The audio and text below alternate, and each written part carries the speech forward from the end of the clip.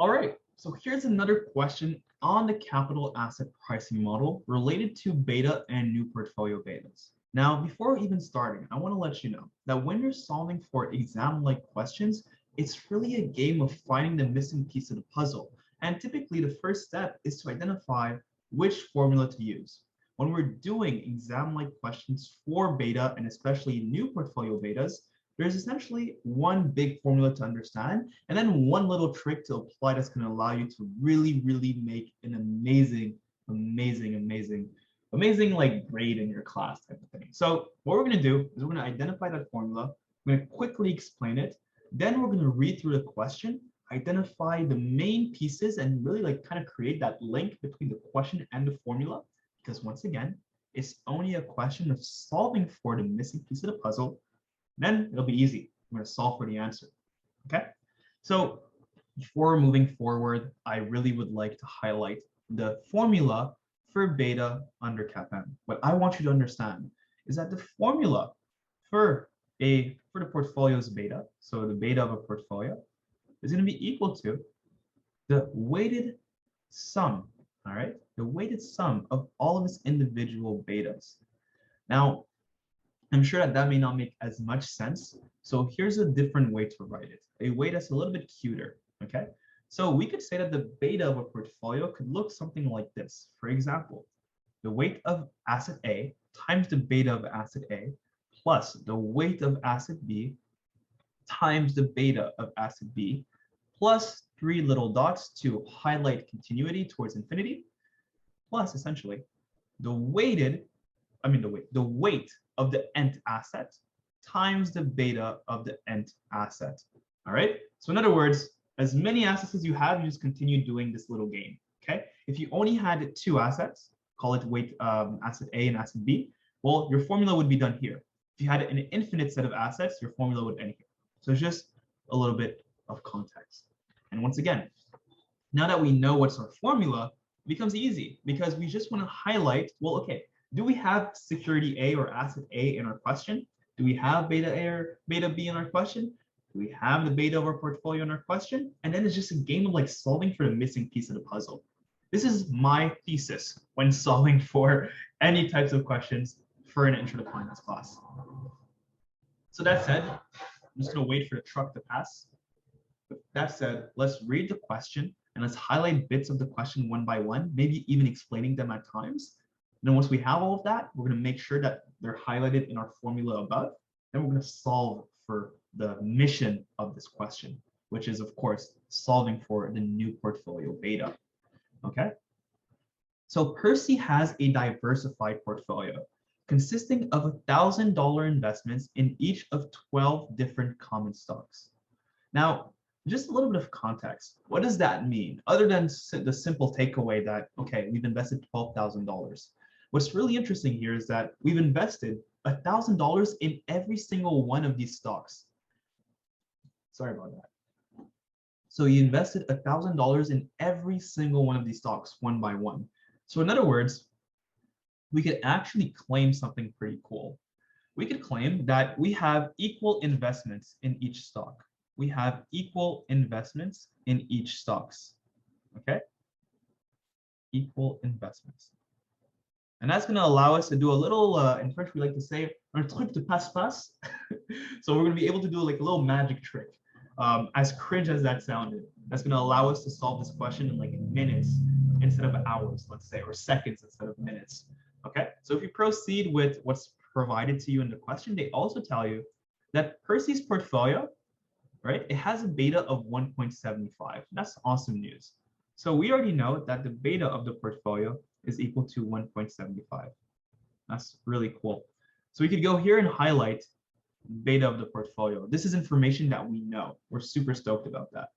However, Percy wants to sell 2 of his stocks, okay? He wants to sell one stock with a beta of 1.9 and another stock with a beta of 1.528, okay? He wants to sell 2 of his stocks. He wants to eliminate those stocks. Alrighty. So let's go ahead and highlight this. So let's say that beta for stock A is going to be 1.9, and beta for stock B is going to be 1.528. Okay. So technically, if we go back to our formula, we could go and kind of highlight beta B and highlight beta A because we know that, hey man, this is what we have. Okay, so we have these two. Now, a fun little trick, by the way, although not really important for the technique I'm going to show you, I just want to let you know that technically we also have the weight of A and we have the weight of B, right? Because we know we've invested equally in all of these assets, we could say that the weight of B is simply 100 divided by 12. And of course, the weight of A is 100 divided by 12. Now, I'm going to say that that's something like, I don't know, if I could do some quick math, 8, it's going to be like 4 divided by 12, 8.025. Maybe that's going to be like the percentage. Now I'm going to flex low key to see if I actually got that. I don't think so. Oh, not even close, man. I got 8.025. But the answer is 8.33%. Not even close. But anyways, we know that that's the weight of every single asset under this portfolio. That's just me kind of having fun with it. This is like my 7th video in a row that I'm filming. You know, I really want to help you guys. But all jokes aside, what we're gonna do though is that the sale that we made, okay, the sale that we made off this individual stock, okay, of these two individual stocks is going to be essentially moved towards purchasing a safer stock. And that safer stock will be Microsoft. And Microsoft has a beta of 1.5. So our replacement beta, I guess, our beta, we'll call it beta X, is going to be equal to 1.05. That's super interesting. And now we need to know what will be the new portfolio beta, okay? What will be the new portfolio's beta? And I like to highlight this in red because this is our mission. This is what we're working towards. This is our purpose, okay? So like with the previous questions that I posted on YouTube, there's really a simple like trick to use here, a simple framework to apply. And hopefully as you practice, it'll start making a little bit more sense. But let's go about this, okay? So we know that the beta of a portfolio is going to be equal to the weighted average sum of all of its different betas, okay? But what's awesome here is that we know that they each have equal investments, okay? So if they each have equal investments, what we could do is we could say, well, the sum, the actual total value of betas in our portfolio could be written like this, okay? So we have 12, then we could do 1.75 times 12 to find the total sum of all these individual betas together.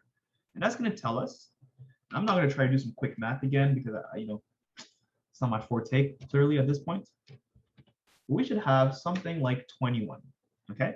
So if we were to add all of our individual betas, right? We know that we would get 21 as the sum, right? As the sum, like literally you add all of them up together, you get 21. That's pretty awesome, right? But now we're telling you that we're going to sell 2 betas, so 2 stocks. Okay, so we can highlight this right here. We're going to sell, what was it? We're going to sell 2 stocks. Okay. And once we sell our 2 stocks, we know that we're going to have something like this.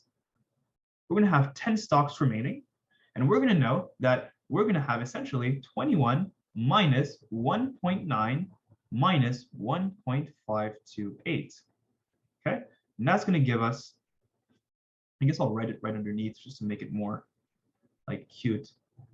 That's going to give us that the sum of all of our individual betas within our portfolio. So we can do 21 minus 1.9 minus 1.528.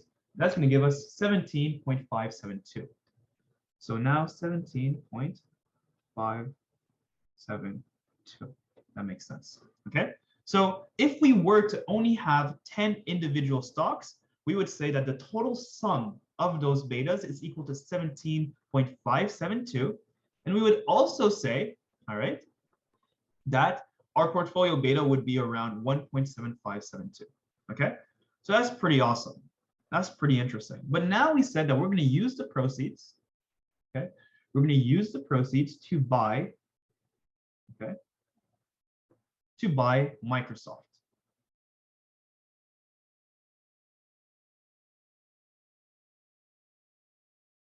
Okay. But in this case, we're only adding one stock. And by just adding one stock, you would be wrong because you'd still be working off the assumption that every single one of these individual stocks are equally weighted, and that's not the case. So here's going to be the little tool, the pass that I was talking about.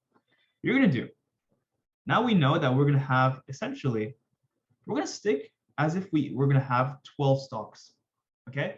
We're going to say that we're going to buy 2 stocks, okay? 2 times Microsoft. So we would have 17.572, right?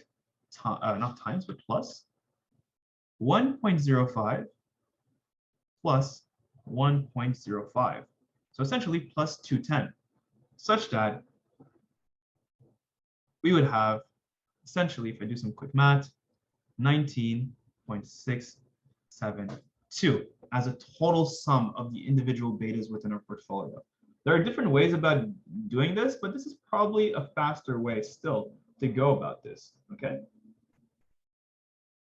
So what we could do now is we could actually divide this number to find the beta of our portfolio. So we would divide that number by 12, and I feel like I should be pretty much on the ball here. And we would get a number that's actually a little bit different than the answer that we have out there. It would be 1.63. All right, 1.63933.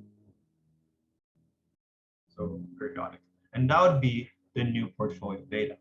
So just to take a step back, the reason why I did Microsoft twice is because we sold 2 different assets, okay? And by only adding one asset into this little like trick or framework that we've used on a bunch of different questions would be wrong, okay? Because it would be assuming that still every single one of these assets are essentially only at a $1,000 investment, that they have equal investments. That would be wrong. You can't sell 2 assets and say that by only adding one at the value of one asset that is equally weighted. That would be false.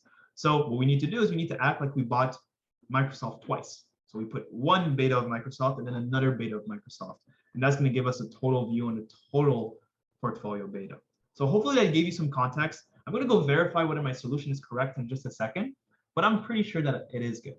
So with that said, there's a lot of resources available on my YouTube channel, on eastmahealth.com. Like there's so many things out there to really help you and empower you in your studying process, either for your assignment, project, exam, for your graduate studies, undergrad studies, and even your level 1 CFA. I really just want to help you out. And this is why everything is free. I do the spiel 1,000 times. Once again, I hope this helped. And good luck studying.